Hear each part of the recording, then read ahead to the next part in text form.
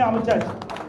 இந்த கூட்டணியில் இன்னைக்கு அதிமுக, பாரதிய ஜனதா, பாட்டாளி மக்கள் கட்சி மற்றும் டிடிவி அவர்களுடைய அம்மா மக்கள் முன்னேற்ற கழகம்லாம் இணைஞ்சிருக்குது. இன்னும் சில கட்சிகள் இணை இருக்கின்றன. ஏற்கனவே தேசிய ஜனநாயக கூட்டணியில் பல கட்சிகள் இருக்கின்றது. இப்பொழுது தமிழகத்தில் கூட்டணி என்று சொன்னால் அனைத்து இந்திய அண்ணா திராவிட முன்னேற்ற கழக தலைமையில் அமைக்கப்பட்ட கூட்டணி தேசிய ஜனநாயக கூட்டணியோடு அங்கமைக்கின்ற எங்களுடைய கூட்டணி தான் பலம் வாய்ந்த கூட்டணி.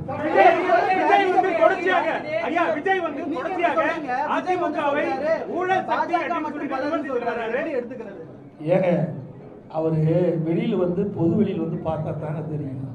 பொது வெளியிலே வரல. 72 நாள் கழிச்சு தான் ஒரு சம்பவம் நடந்து போச்சு. அந்த சம்பவத்தொட்டி 72 நாட்கள் ஒரு கட்சி தலைவரே வெளியே வரல. நாட்டில் என்ன நடக்குதுன்னு தெரியல. எந்தெந்த கட்சியோட கூட்டணி இருக்குன்னு தெரியல. எந்த கட்சி தேர்தலில் தலைமை தாங்கன்னு தெரியல. அதை வச்சே நாங்கள் என்ன செய்யுங்க? அவருக்கு ஒன்றுமே தெரியாத போது எங்களை கேள்வி கேட்டால் அவர்கிட்ட போய் கேள்வி கேளுங்க. ஏற்கனவே அனைத்து இந்திய அண்ணா திராவிட முன்னேற்ற கழகம் கூட்டணி அமைக்கின்ற பொழுது ஐசிசி சோழா ஹோட்டலில் தெளிவுபடுத்தினார்.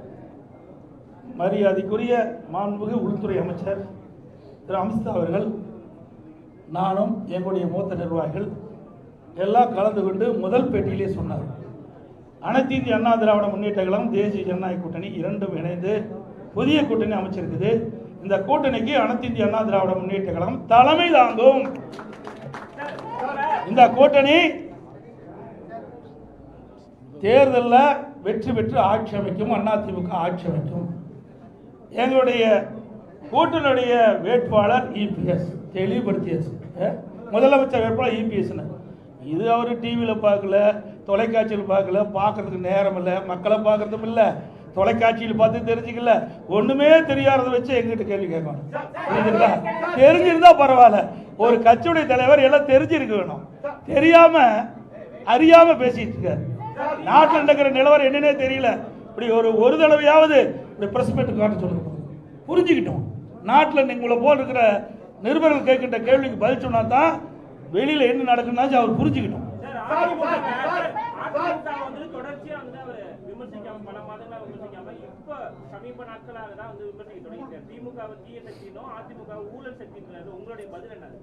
சார் ஊழல்னா என்னன்னு எனக்கு தெரியலையே.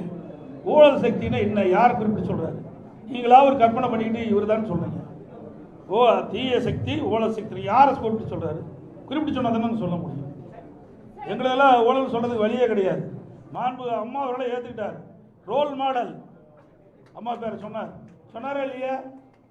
புரட்சி தலைவர் எம்ஜிஆர், மாண்பு அம்மா ரோல் மாடல் சொல்லியாச்சு.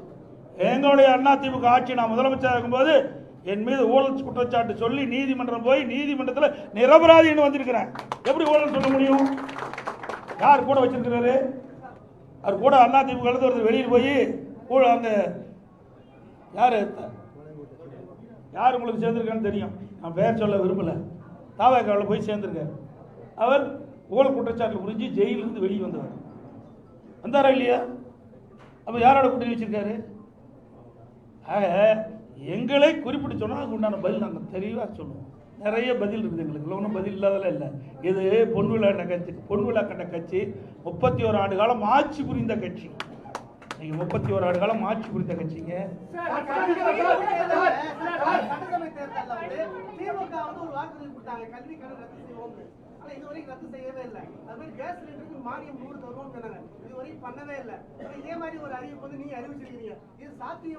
நாங்க சாத்தியமா இருக்கிற காரணத்துல தான் அறிவிக்கிறேங்க. இதை நீங்க கேட்கிற கேள்வி அங்க கேட்கணும். யாரும் கேட்கவே மாட்டேங்கிறீங்க. நானும் பல தடவை பார்க்குறேன். தொலைக்காட்சியில் வரலாம், அவர் நடந்து போகும்போது முக்கியமான கேள்வி கேட்க மாட்டேங்கிறீங்க. ஒரு அப்படியே ஏதோ சொல்லிக்கிளி கொடுத்து கேள்வி கேட்கல நமக்கு தெரியல. ஆனால் இந்த கேள்வி அங்கே கேட்க வேணும். எங்களை பொறுத்த வரைக்கும் நான் கொடுக்கப்பட்ட வாக்குறுதியை பெரும்பாலும் நிறைவேற்றி கொண்டு தான் இருக்கிறேன். அதில் எந்த மாறுபட்ட கருத்தும் கிடையாது. எங்களுடைய தலைவர்கள் ஏற்கனவே எங்களுடைய தலைவர்கள் இருந்தார்கள். புரியுதுங்களா? இன்னைக்கு மாண்பு அம்மா இருந்தாங்க, புரட்சி தலைவர் எம்ஜிஆர் இருந்தாங்க. சொன்னது கொடுக்கப்பட்ட வாக்குறுதியை செயல்படுத்துகிறோம். மக்கள் நன்மை கிடைக்கக்கூடிய திட்டங்களையும் நாங்கள் அறிவிச்சாங்க.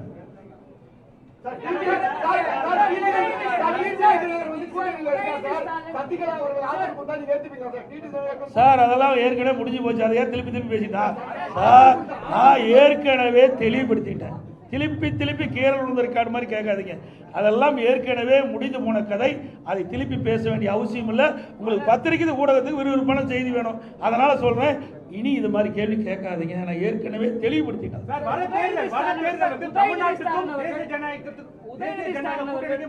தேர்தல், அதனால மக்கள் வந்து பார்த்து வாக்களிங்கன்னு சொல்லிட்டு முதலமைச்சர் சொல்லக்கூடிய அந்த பிரச்சாரத்தை நீங்க எப்படி பாக்குறீங்க?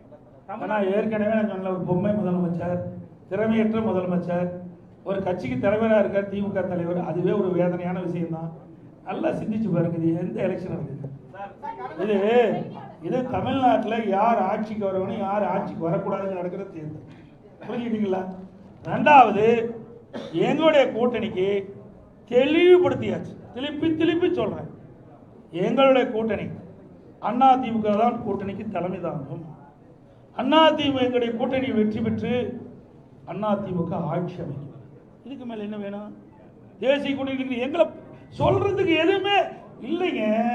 எங்க மீது எந்த புகாரும் சொல்றதுக்கு ஸ்டாலின் கிட்ட சரக்கு இல்லை. அதனால வேற ஒருத்தர் பிடிச்சிட்டு சொல்லிட்டு இருக்காரு. இங்க ஆளுநர் அதிமுக ஏற்கனவே முடிவு செய்யப்பட்டு விட்டது. எங்களை பத்தி சொல்லுங்க, நாங்க பதில் சொல்ல தயார். முடியலையே, இருந்தா தானே சொல்ல முடியும்.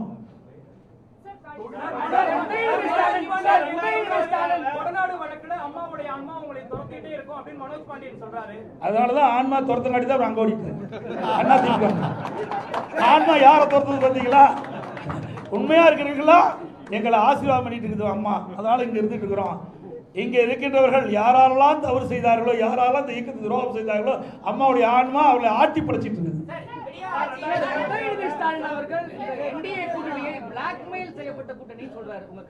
அவங்களுக்கு ஒரு வாய்ப்பு கொடுங்க.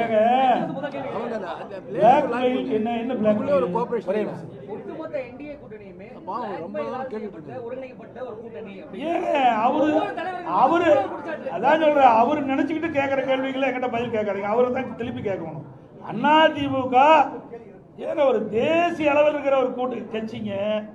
புரிஞ்சுங்க, தேசிய அளவில் இருக்கின்ற கட்சி தேசிய ஜனநாயக கூட்டணி நாட்டை ஆளுகின்ற கட்சி. அந்த நாட்டில் இவர் இருக்கார். ஸ்டாலினும் இந்தியாவுக்குள்ள தான் இருக்கிறார். தமிழ்நாடு ஒரு மாநிலம் தான். பல மாநிலங்கள் ஒன்றாக இணைந்து அந்த மாநிலத்தில் ஆட்சி புரிகின்றவர் தேசிய ஜனநாயக கூட்டணி. அவர் இந்தியாவில் மறந்துட்டு பேசுறாரு. வேற மாநிலத்தை மேல நாட்டில் இருக்க மாதிரி பேசிட்டு இருக்காரு. புரிஞ்சுட்டு அவரும் இந்த நாட்டில் தான் இருந்துட்டு இருக்காரு. ஏன் அடிக்கடி கடிதம் எழுதுறாருல்ல? மீனவர் காணாமல் போனால் கடிதம் எழுதுறாருல்ல? எதுக்கு எழுதுறாரு? அந்த அதிகாரம் யார்கிட்ட இருக்குது? மத்திய அரசாங்கத்தான் இருக்குது. வேண்டுமென்றே திட்டமிட்டு பேசுவதற்கு ஒன்றும் இல்லை. அதனால இப்படிப்பட்ட அவதூறு பிரச்சாரத்தை பரப்பிட்டு வர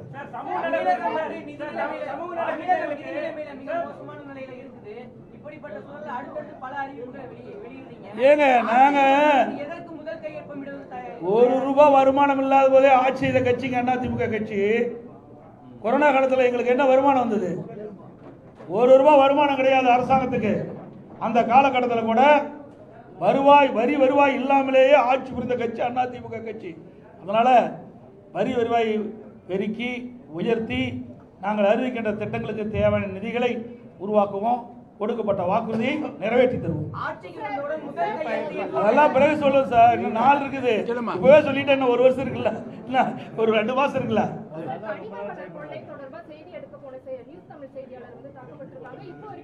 அதாவது எங்களுடைய கட்சி சேர்ந்தவர்கள் தாக்கப்பட்டவர்கள் நேரடியாக போய் ஆறுதல் சொல்லிட்டு மருத்துவமனைக்கு நேரடியாக போய் எங்களுடைய இயக்கத்தை சேர்ந்தவர்கள் அந்த பாதிக்கப்பட்ட நிருபரை சந்தித்து ஆறுதல் கொடுத்துட்டு இருந்தாங்க. நாங்கள் தான் ஏற்கனவே வன்மையை கண்டிச்சுட்டு இருக்கிறீங்க. நீங்கள் ஊடக நபர்கள் பத்திரிகை நம்பர்லாம் அவர் தூக்கி பிடிச்சிட்டு இருக்கிறீங்க. அதனால தான் உங்களை அடிக்கிறாங்க. புரியுதா? தப்பாக நினைக்க வேண்டாம், யாரும் தவறாக நினைக்க வேண்டாம். அந்த கட்சி அப்படிப்பட்ட கட்சிங்க. திமுக கட்சி அப்படிப்பட்ட கட்சி. தயவு செய்து இனிமேலாவது உண்மை செய்தி வெளியிடுங்க. அன்போடு உங்களை வேட்டிக்கிறேன். உங்களுக்கு ஒரு பாதுகாப்பு கொடுக்குற கட்சி அதிமுக கட்சிங்க. நீங்க திமுக கட்சிக்கு எப்பொழுது பார்த்தாலும் எங்களை பத்தி தான் குறை சொல்லிட்டு இருக்கிறீங்க. இருமுனா குறை சொல்றீங்க, துப்புனா குறை சொல்றீங்க. ஆனா திமுக பத்தி ஒரு குறையும் எந்த தொலைக்காட்சியிலும் வருவதில்லை, எந்த பத்திரிகையிலும் வருவதில்லை. அதனாலதான் அவங்க தைரியமா இப்படிப்பட்ட தாக்குதல் ஈடுபடுறாங்க. நீங்க உண்மை செய்தி வெளியிடுங்க. மக்களே உங்க பக்கம் இருப்பாங்க. உங்களுக்கு மக்களே முழு பாதுகாப்பு கொடுப்பாங்க. இருந்தாலும் அனைத்து இந்திய அண்ணா திராவிட முன்னேற்ற கழகத்தை பொறுத்த வரைக்கும் உங்களுடைய ஊடக நண்பர்களுக்கும் பத்திரிகை நண்பர்களுக்கும் நிருபர்களுக்கு எப்பொழுதும் பக்க பலமாக இருப்போம். எந்த மாற்று கருத்தும் கிடையாது. அனைவருக்கும் நன்றி, வணக்கம்.